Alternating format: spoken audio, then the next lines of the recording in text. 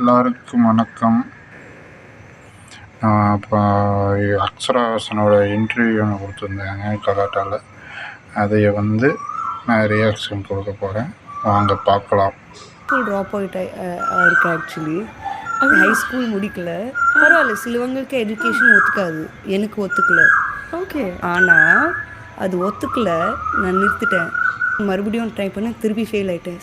ஐயோ ரொம்ப கடுப்பாக இருக்கே, மானம் கெட்டு போகுது, ஐயோயோ மக்கு மாதிரி ஒரு ஃபீலிங்காக வருது. ஹை ஸ்கூல் ட்ராப் அவுட் இல்லையா, அதுதான் ஒரு பெரிய இன்செக்யூரிட்டியாக இருந்தது. ஐயோ ஓகே, டான்ஸில் இருந்து அதுவும் போயிடுச்சு. நான் என்ன அவ்வளோ பெரிய ஃபெயிலியரா?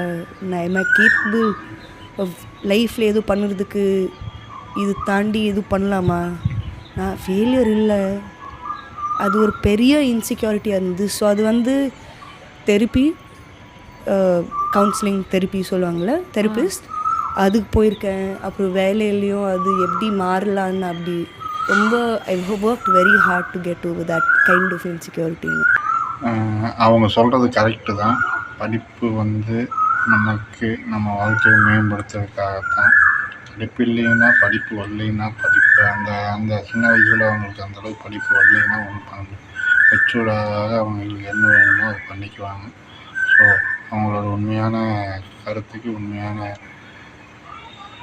இன்டர்வியூக்கு ஹேட்ஸ் ஆஃப்.